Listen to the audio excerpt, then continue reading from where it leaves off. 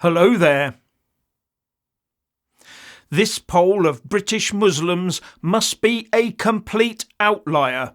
It must be, because if it isn't, and it really does reflect their general views, then we have a massive problem brewing in our country. And how about the rest of the Western world?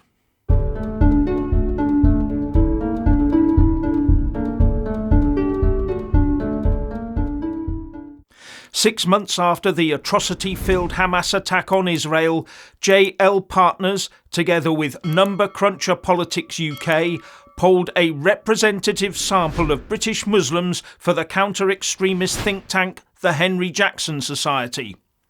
And, if it is not an outlier, what came out of that spreadsheet should worry us. The survey of 1,000 British Muslims found that only 1 in 4 of them believe Hamas committed murder and rape on the 7th of October. Almost half of British Muslims sympathise with Hamas. British Muslims have a net positive view of Hamas. Almost half, 46%, say Jews have too much power over the UK government. 52% want to make it illegal to show an image of the Prophet Muhammad in the UK. Only 28% say it would be undesirable for homosexuality to be outlawed in the UK. And it also found that the younger and better educated of the sample were more likely to believe that Hamas did not commit any atrocities on the 7th of October. Among the 18 to 24-year-olds, that was 47% of them, as well as 40% among the university-educated of them. And we're constantly being told that the young are so much better informed than the rest of us because they went to uni where their blinkers were removed. Aren't we? And the survey also found that about a third, 32% of British Muslims want to see Sharia law implemented in the UK. Which way round was this integration thing meant to go? Now there are about 4 million Muslims living in the UK, about 6% of the population, and many of them will be children, about 21% of them going by UK national figures. That means there are some 3.2 million adult Muslims living in the UK, and that poll indicates that they have a positive view of Hamas. And 2.4 million of them don't believe that Hamas committed any atrocities on October the 7th, or profess to not knowing one way or the other. While 2.25 million believe it would be desirable to outlaw homosexuality, or profess to not knowing one way or the other, or thinking it's neither desirable nor non-desirable. That's a lot of people. Now factor in all those who are not of the Islamic faith that march with the pro-Palestine mob every week. It's society, Jim, but not as we know it. Now, the sampling mode used for the survey was river sampling for British Muslims, meaning they were invited to take the poll while they were doing something else online. That means they were responding electronically. So how many of them would therefore have given thought to the matter of online privacy and then tempered their answers accordingly? Sort of like how the pollsters all thought there would be a very comfortable Remain vote on June the 23rd, 2016, and they were completely shocked by the reality, the Brexit result. What if they thought it might be a government-led survey? Just asking. Now, the thought that this survey could be anywhere near accurate should be a wake-up call for us all. Because if a true sample, it would indicate that we must have some people with very fundamentalist religious views in all walks of our life, from public sector to the corporates, within our police and armed forces as well. The executive director of the Henry Jackson Society, Alan Mendoza, said the survey showed the failure of counter-extremism policy over the years.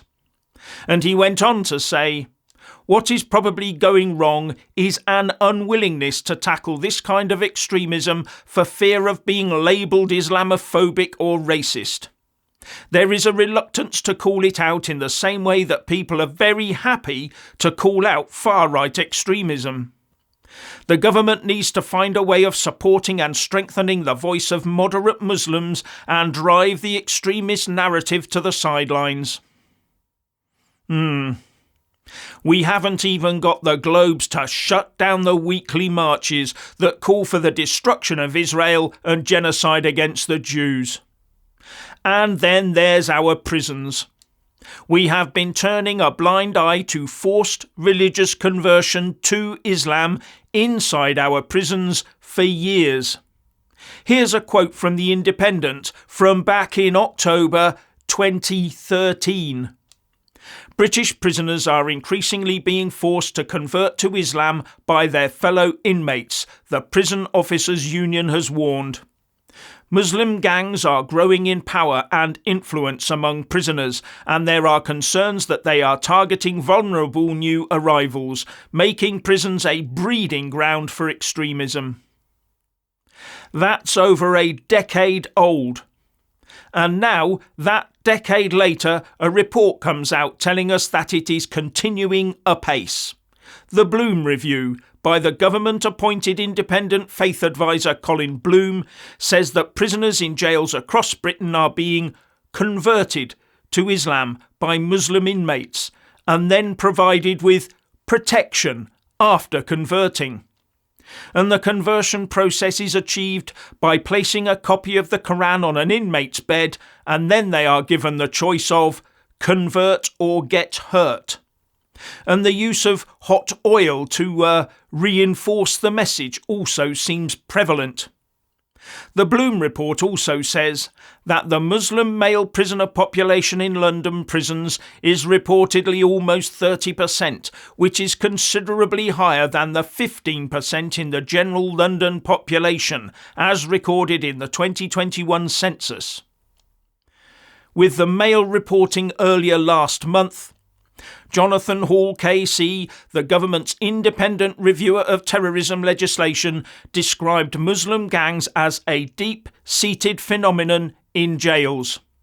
Going on to say, he revealed how Islamic terrorists sometimes used gangs to seize control of prison wings and to impose Sharia law on prisoners, including flogging.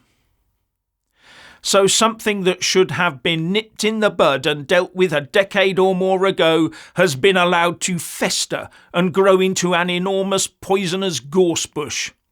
A gorse bush that could help radicalise people in jail. Also, that from the Home Secretary down to the prison governors and staff, they can't be accused of racism. Well, I've got news for them. You've let your inmates down. You were meant to protect them. I wonder how many of them could now sue the Home Office. Anyway, not to worry, folks. The UK government has a plan, and one of its spokespeople said, "We have recently set out a series of measures which will promote social cohesion and counter religious hatred.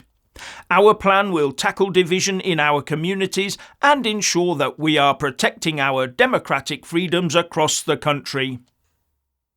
Yes, and I for one would bet that that means they will be putting a lot more money and resources into, yes, you got it, combating the far right.